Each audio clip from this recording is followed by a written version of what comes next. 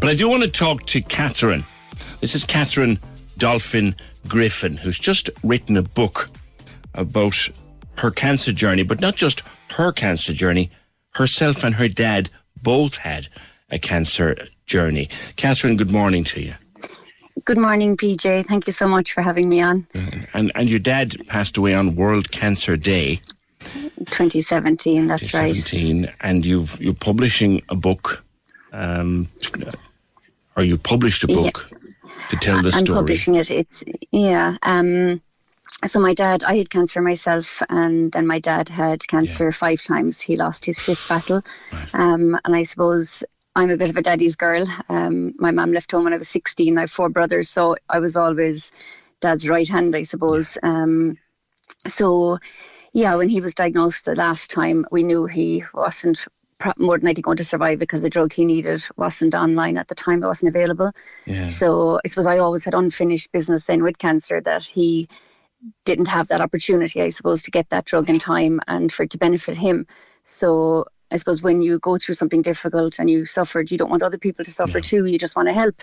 So I kind of said if I got to 1 year with no diagnosis or operations or surgeries or anything, I would do something to pay it back. So my husband just said, why don't you write about what you know? So that's where that was born. Well, we'll start at the start. You were teaching in class, I think, and that's right. Someone of your pupils commented on your voice.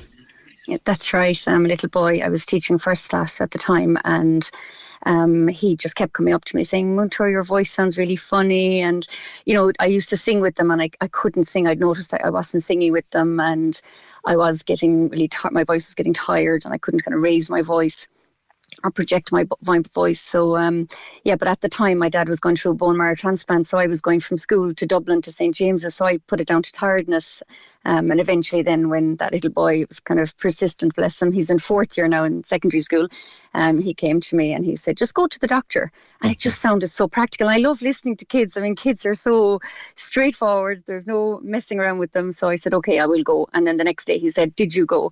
I said, yes. And I said, thank you very much. I'm going to take lots of throat lozenges and I'll be good.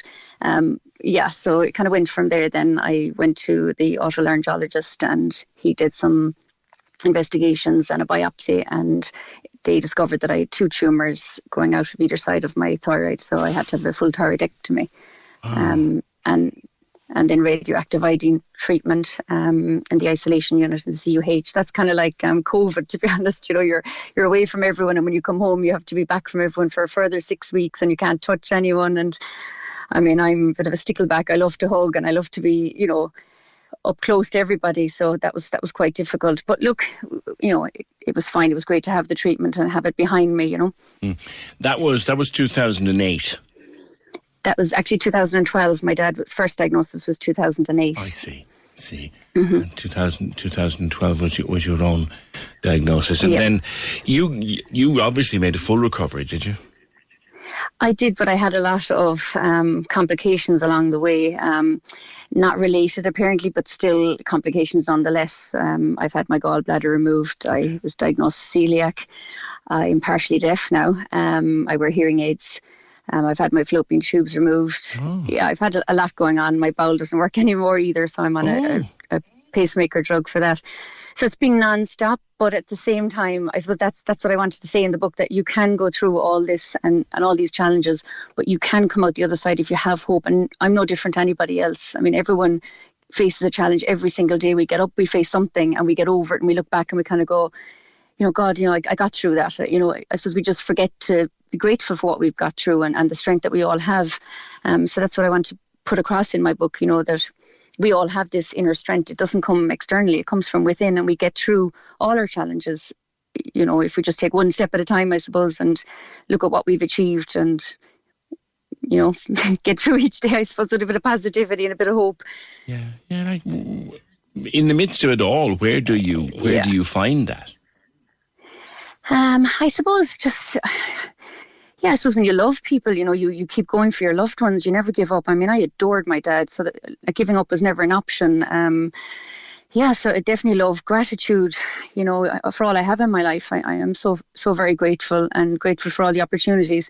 Like, there's no doubt my grief leveled me, there's no point saying it didn't. And I struggled with it for possibly 2 years, really, But yeah, I just got through it with the people around me, and being kind to myself and asking for help. I think, grief needs to be normalised as well. I mean, there's a lot of, myths around that, you can just get on with it and get over it. Like, we're great in Ireland for funerals, and then it kind of just drops off and you're kind of left there, And I suppose my dad was many people to me. He was my father, but he was also like a partner. He was like my child in the end. I mean, he used to call me the mother, So, I mean, it was a huge journey to be on with him, and juggling your own illnesses while trying to mind someone as well, and still go in and work and hold down a job and be a wife and a mom. It is difficult, but it's about speaking up for yourself and changing your attitude and taking small steps and knowing yourself best. You do know yourself best.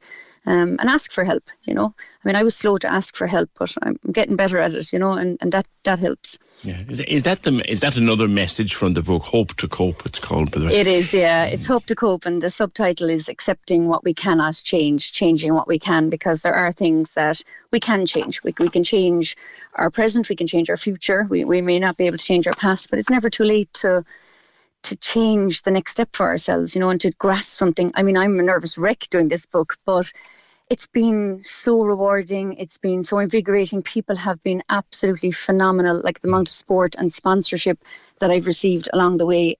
It's been overwhelming, it really, really has. You say deal with the things that you can and learn to decide, or learn to know what you can and you can't. But there must have been many unknowns in both your journey and Dad's, God rest him. Yeah, but I think that's a good thing, though. Really? Not knowing definitely worked for me. I just literally looked at what was in front of me. I mean, like, I went back and retrained as a teacher in the middle of all this and did my Leaving Cert Irish. And if I had to stand and look at that now and go, oh my God, I was going to do all that, I wouldn't have done it. It's Hang just on, in the middle of it all, you decided to do the Leaving Cert. I did Leaving Cert Irish back in 2009, and then I went on to Hibernia and became a teacher then 2 years later in 2011. Nice.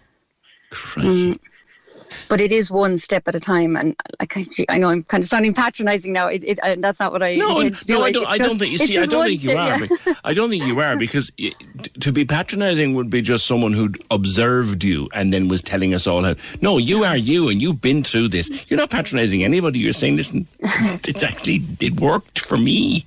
Yeah, just one step at a time. Like, do the first exam, do the next exam, make the dinner, do the next small thing, and not look any further. Same when Dad was told he was going to die, we didn't look at his death. We looked at his life and how we could make his life really, really good, how we could respect his wishes and support him in his journey, and how we could keep him alive as long as we can. I mean, you're ringing up, you're phoning up, you're fighting all the time. Every day you're fighting for the people you love. We're all doing it every single day. We're either fighting for our children, or we're fighting for our partners, or we're fighting for our parents.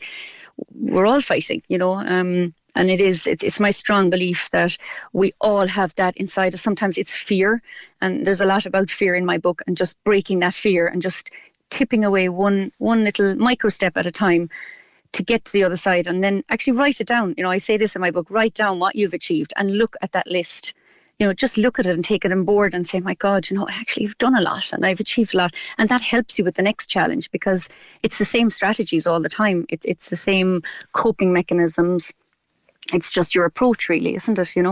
Write down the list of what you have achieved, and every time you achieve something else, add to it. Yeah, exactly. Like and then when you feel you're having a dark day, take out that list. Yeah, look at that list. Yeah, and the other thing I speak a lot about in the book is just looking back at your day and analysing your day and say, what took from my day today? It mightn't be anyone's problem. I mean, we never know what the other person is carrying, but we still have to deal with that person, so we have to be kind and respectful. But at the end of the day, just sit down for 5 minutes and say, right, what took from my day today and what gave to my day today? What sparked joy and what took joy? And if something is just upsetting you for whatever reason, try and stand back from it, and give it lots of space. I use the analogy of the elephant with diarrhea in my book, so lots of space for the elephant with diarrhea, but just to stay back from anything that's causing you upset. And then you can eventually bring it back into your life when you're able to deal with it. So it's just looking at what works for you and what doesn't work for you. And if something works for you, surround yourself with that and stay away from what doesn't. It's just all those little strategies really that I've just picked up from pure and utter survival and by accident. And you know that I'm going to spend the rest of the day now thinking about an elephant with diarrhea. Yeah.